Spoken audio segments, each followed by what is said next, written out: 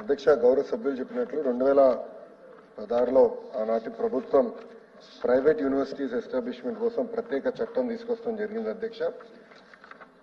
దాంట్లో భాగంగా మీరు చూస్తే విట్ ఎస్ఆర్ఎం, సెంచూరియన్ యూనివర్సిటీ, క్రియా యూనివర్సిటీ కూడా ఆంధ్ర రాష్ట్రానికి వస్తాం జరిగింది అధ్యక్ష.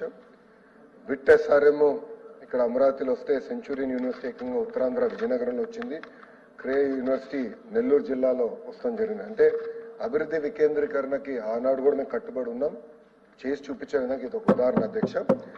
దాని తర్వాత గత ప్రభుత్వం దాదాపు 5 సార్లు ఈ చట్టాన్ని సవరణ చేస్తాం జరిగింది. దాంట్లో భాగంగా బ్రౌన్ ఫీల్డ్ యూనివర్సిటీస్ కి ఎక్కువ ప్రాధాన్యత ఇచ్చే దిశగా గత ప్రభుత్వం చేసింది అధ్యక్ష. దాంట్లో మీరు చూస్తే బ్రౌన్ ఫీల్డ్ యూనివర్సిటీస్ లో కూడా ఒక 4 యూనివర్సిటీస్ బ్రౌన్ ఫీల్డ్ యూనివర్సిటీస్ అంటే Mohan Babu university, Hanumachari university, Godavari global university, Aditya university, ఈ 4 యూనివర్సిటీస్ కూడా బ్రౌన్ ఫీల్డ్ యూనివర్సిటీ కింద వస్తాం జరిగింది అధ్యక్ష. కానీ అధ్యక్ష మీరు చూస్తే ఈ యాక్ట్ లో చేసిన సవరణల వల్ల ఇంకా ఆంధ్ర రాష్ట్రంలో గ్రీన్ ఫీల్డ్ ప్రైవేట్ యూనివర్సిటీస్ రాకుండా ఉంది అధ్యక్ష. అంటే ఇది ఎందుకు చెప్తున్నానంటే ఈ యాక్ట్ యూజీసీ రెగ్యులేషన్స్ కి విరుద్ధంగా ఉంది. నేను కొంచెం వివరాలు చెప్తాను. ప్రధానమైనది ఏంటంటే ఈ యాక్ట్ లో ఏం చెప్పారంటే compulsory joint certification of degrees అనేది మ్యాండేటరీగా పెట్టారు.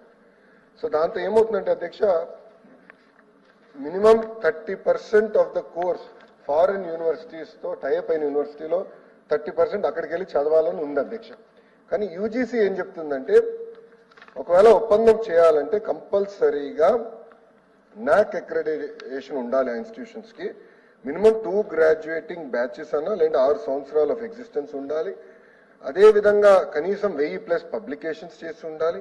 క్యూఎస్ వరల్డ్ ర్యాంకింగ్స్ లో institutions must have at least 3 graduating batches అని, ఎన్ఐఆర్ఎఫ్ ర్యాంకింగ్స్ వచ్చేగల కనీసం 3 గ్రాడ్యుయేటింగ్ బ్యాచెస్ ఉండాలని యూజీసీ చెప్తుంది. అంటే మనం చేసిన చట్టాలు యూజీసీకి కాంట్రడిక్టరీగా ఉండటం వల్ల మనకి ప్రైవేట్ రంగంలో విశ్వవిద్యాలయాలు రాకుండా పోయినాయి అధ్యక్ష. మనం చూస్తే మన జరిగిన ఎడ్యుకేషన్ దానిపైన కూడా మనం డిస్కస్ చేసాం. Gross enrolment ratio in higher education చూస్తే అధ్యక్ష ఆంధ్ర రాష్ట్రం 36.5% ఉంది. కానీ తమిళనాడు 47%, కేరళ 41.3% ఉంది.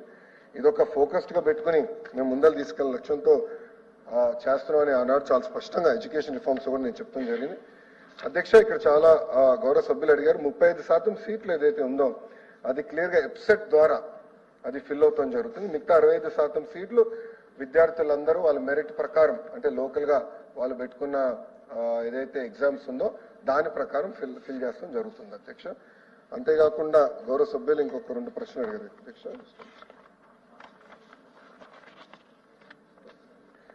గౌరవ సభ్యులు కొన్ని ప్రశ్నలు అడిగారు. ఒకటి, ప్రభుత్వ విశ్వవిద్యాలయాలకు వచ్చేగల యూనిఫైడ్ యాక్ట్ తీసుకొస్తున్నామా లేదా అని అడిగారు అధ్యక్ష. అడ్మినిస్ట్రేషన్ పర్పసెస్ కోసం యూనిఫైడ్ యాక్ట్ తీసుకురావాలని నిర్ణయం తీసుకున్నాం. ఎందుకంటే ఒక్కొక్క యూనివర్సిటీ ఒక్కొక్క రకంగా నిర్వహిస్తుంటే దానివల్ల ఎస్పెషల్లీ రిక్రూట్మెంట్కి వచ్చేగల మళ్ళీ కంటెంప్ట్ ఆఫ్ కోర్ట్ కేసెస్ వచ్చే మంత్రులకే కంటెంప్ట్ ఆఫ్ కోర్ట్ కేసెస్ వచ్చినాయి. గతంలో బొత్స గారు కూడా విద్యాశాఖ మంత్రి ఉన్నప్పుడు ఆయన పైన కూడా కొన్ని కేసులు వచ్చినాయి అధ్యక్ష. అందుకే అడ్మినిస్ట్రేషన్ కోసం ఒక యూనిఫైడ్ యాక్ట్ తీసుకురావాలనేది మన ప్రభుత్వం ఇప్పటికీ నిర్ణయిస్తాం జరిగింది. దాంతో పాటు ఇది మేము మొత్తం రివ్యూ చేస్తున్నాం ఈ యాక్ట్ ని. ఎందుకంటే విద్యా రంగంలో కూడా మంచి అద్భుతమైన విశ్వవిద్యాలయాలు రావాలి. ఇప్పుడు బిట్స్ కూడా అమరావతిలోకి వచ్చేదానికి సిద్ధంగా ఉంది. సో వాళ్ళతో కూడా మేము మాట్లాడుతున్నాం. ఇంతేకాకుండా కేంద్ర ప్రభుత్వం కూడా ఫారిన్ యూనివర్సిటీస్ పెద్ద ఎత్తున భారతదేశానికి రావాలి, రీసెర్చ్ అనేది ఫోకస్డ్ గా జరగాలని చెప్తున్నారు. కానీ మనం చేసిన చట్టాలు యూజీసీ విరుద్ధంగా ఉన్నాయి. తప్పనిసరిగా దాన్ని సవరించాల్సిన అవసరం ఉందనేది మేము బలంగా నమ్ముతున్నాం. దానిపైన కూడా మేము డీటెయిల్ గా డిస్కస్ చేస్తున్నాం. త్వరలో ఆ నిర్ణయం కూడా తీసుకుంటాం జరుగుతుంది. డ్రగ్స్ కి వచ్చేగల చాలా స్పష్టంగా చెప్పాను, 0 టాలరెన్స్ టువర్డ్స్ డ్రగ్స్ ఈ ప్రభుత్వం. అందుకే ఈగల్ అని సెపరేట్ గా పోలీస్ శాఖలు ఈగల్ అని సెపరేట్ విభాగం ఏర్పాటు చేస్తాం జరిగింది. అక్కడ పనిచేసిన పోలీస్ అధికారులకి 30% ఎక్కువ జీతం ఇస్తూ ఒక జియో కూడా జారీ చేస్తూ ఉంది. అది అమలు చేస్తాం కూడా జరిగింది అధ్యక్ష. అంతేకాకుండా వాళ్ళకి కావాల్సిన టెక్నాలజీ అన్ని కూడా అమలు చేస్తున్నాం. ఈ రోజు మేము డ్రోన్స్ వాడి, శాటిలైట్ ఇమేజ్ వాడి గంజాయి పంట ఎక్కడైతే వేస్తున్నారో అక్కడికి వెళ్ళి అక్కడున్న రైతుల్లో చైతన్యం తీసుకొచ్చి ఇది కాకుండా ఆల్టర్నేటివ్ క్రాప్ కూడా వెళ్ళమని చెప్తున్నాం అధ్యక్ష. నిన్న మొన్న కూడా ఒక ఆర్టికల్ వచ్చింది, గంజాయి పంటని వేరే పంటతో కలిపేస్తున్నారు. ఎందుకంటే అది శాటిలైట్ ట్రాకింగ్ జరగకుండా ఉంటుందని. అది కూడా మేము జీఎంలో డిస్కస్ చేసాం అధ్యక్ష. అది గౌరవ మన హోం మంత్రి గారి నాయకత్వంలో చాలా సీరియస్గా తీసుకుంటాం. అంతేకాకుండా ప్రతి యూనివర్సిటీల్లో పాఠశాలలో ఈ ఈగల్ కమిటీస్ పెట్టాలని నిర్ణయించి ఎగ్జామ్స్ వల్ల మేము పెట్టట్లేదు. ఎగ్జామ్స్ అయిన నెక్స్ట్ అకాడమిక్ ఇయర్ నుంచి ఈగల్ కమిటీస్ పెట్టి వాళ్ళ చైతన్యం తీసుకునే లక్ష్యంతో మేము పనిచేస్తాం జరుగుతుంది అధ్యక్ష.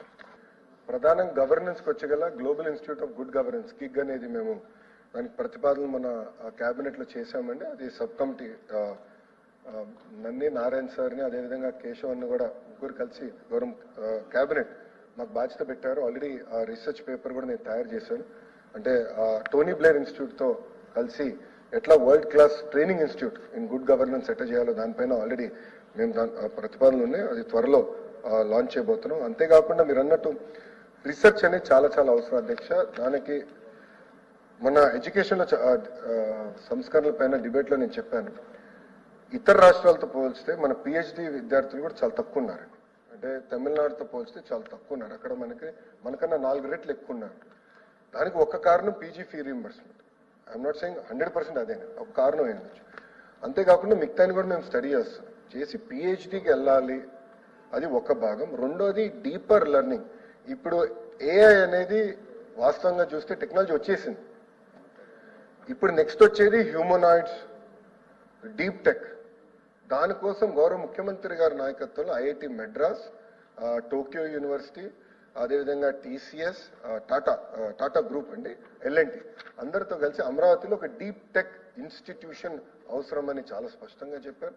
అంతేకాకుండా నేను ఐఎస్బి మోడల్లో ఒక ఏఐ యూనివర్సిటీ విశాఖపట్నంలో తీసుకురావాలని లక్ష్యంతో మేము అది కూడా పెడుతున్నాం అధ్యక్ష. అంతేకాకుండా ప్రభుత్వ విశ్వవిద్యాలయాల్లో ఎన్ఐఆర్ఎఫ్ ర్యాంకింగ్స్ పైన చాలా ఫోకస్ చేస్తున్నాం అధ్యక్ష. ఎన్ఐఆర్ఎఫ్ ర్యాంకింగ్స్ పబ్లికేషన్స్ అనేది చాలా చాలా ఇంపార్టెంట్. దానిపైన చాలా శ్రద్ధ పెడుతున్నాం. ప్యారల్ గా ఈ ఎన్ఐఆర్ఎఫ్ ర్యాంకింగ్స్ ద్వారా రీసెర్చ్ తో పాటు ఈ సెంటర్ ఆఫ్ ఎక్సలెన్స్, ఇప్పుడు ఆంధ్ర యూనివర్సిటీకి నేను ఎన్విడియాతో మాట్లాడి అక్కడ ఒక సెంటర్ ఆఫ్ ఎక్సలెన్స్ తీసుకొస్తున్నా, ఎస్టీకి ఒకటి, పద్మావతి విశ్వవిద్యాలయ యూనివర్సిటీకి ఒకటి. సో చాలా ఫోకస్డ్ గా రీసెర్చ్ చేయాల్సిన అవసరం ఉంది. దానికి తగిన ప్రోత్సాహం ఇస్తాం. ఆ ఎన్ఐఆర్ఎఫ్ ర్యాంకింగ్ ద్వారా వైస్ ఛాన్సలర్స్ కూడా మేము ఎదుగో వైస్ ఛాన్సలర్ కాన్ఫరెన్స్ పెట్టుకోవాలి అని నిర్ణయించుకున్నాం గవర్నర్ గారి ఆధ్వర్యంలో. దాంట్లో కూడా మేము పెట్టి we want to drive research in very big way. So ఇది మీరు అన్నట్టు కేంద్రం నుంచి కొన్ని ఇంకా రావాల్సిన, అంటే మనం తెచ్చుకోవాల్సిన అవసరం ఉంది. ఎందుకంటే విభజన చట్టంలో లేవు రీసెర్చ్ ఇన్స్టిట్యూట్, మనల్ని పోరాడి తెచ్చుకోవాల్సిన అవసరం ఉంది. కేంద్ర ప్రభుత్వం కూడా చాలా పాజిటివ్ గా ఉన్నారు. మనకు అనుకున్న దానికన్నా ఎక్కువ నిధులు కానీ అన్ని జరుగుతుంది. దాంట్లో భాగంగా మీరు ఇచ్చిన సలహా చాలా మంచి సలహా, తప్పనిసరిగా we'll take it. IT sector అనేది చాలా కీలకమైన సెక్టర్. త్వరలోనే మీరు చూస్తారు కొంచెం మంచి అనౌన్స్మెంట్స్ కూడా ఆంధ్ర రాష్ట్రంకి రాబోతున్నాయి.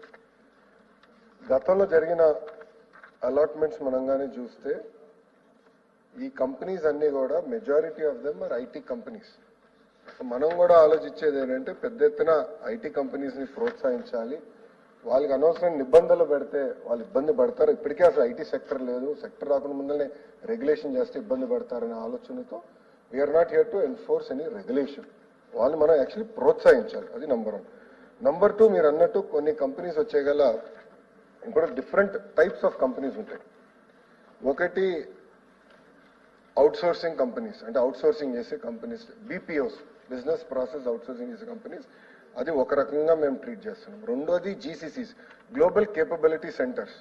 అంటే ఈ టిపికల్ ఏంటంటే ఫార్చ్యూన్ 2500 కంపెనీస్ వాళ్ళ ఇన్వెస్ట్మెంట్స్ ని, అంటే వాళ్ళ IT services or research services భారతదేశంలో పెట్టాలని నిర్ణయించుకున్నప్పుడు వాళ్ళు అనేక రాష్ట్రాలు చూస్తారు, వాళ్ళకి ఒక రకమైన మనం ఇన్సెంటివ్స్ ఇస్తాం జరుగుతుంది.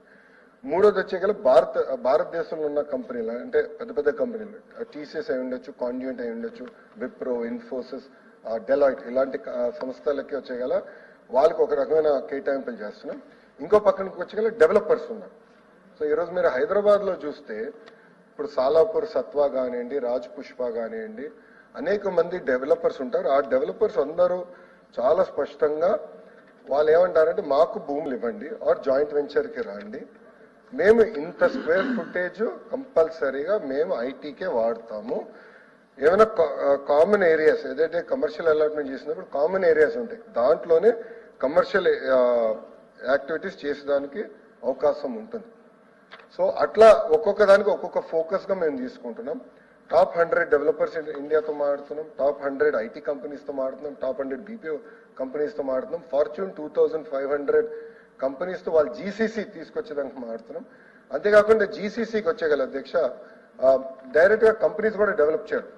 So there are companies, specific companies ఎవరైతే GCC capability centre X company కోసం వాళ్ళు తయారు చేసి వాళ్ళు తిరిగి ఆ కంపెనీకి అమ్ముతారు ఆ GCC. So X company GCC భారతదేశంలో పెట్టాలంటే నేరుగా మేము పెట్టేదానికి ఇబ్బంది ఉంటుంది, మాకు లోకల్ అర్థం అవ్వదు, లోకల్ ఎట్లా రిక్రూట్మెంట్ చేయాలి అన్నీ అర్థం అవ్వదు. సో మీరు సెంటర్ తయారు చేయండి, తయారు చేసిన 2-3 సంవత్సరాల్లో మీ దగ్గర నుంచి సెంటర్ మేము టేక్ ఓవర్ చేస్తాం. It's commercial transaction. అది కూడా మేము ఎట్లా చేయాలనే దానిపైన కూడా మేము డిస్కస్ చేస్తున్నాం జీసీసీ ఇండస్ట్రీస్తో. సో కాంప్రహెన్సివ్గా తీసుకుంటాం జరుగుతుంది. కొన్ని సందర్భాల్లో మేము కొంత భాగం కమర్షియల్ యాక్టివిటీస్ కూడా అలౌ చేస్తున్నాం, అంటే అలాంటి డౌట్ లేదు. ఎందుకంటే it is an integrated activity. వాళ్ళకి ఫుడ్ కోర్ట్స్ ఉంటాయి, బేసిక్ రీటైలింగ్ యాక్టివిటీస్ ఉంటుంది. సో అవన్నీ కూడా మేము ఎనేబుల్ చేసేదానికి కొన్ని యాక్టివిటీస్ అయితే పర్మిట్ చేస్తాం జరుగుతుంది.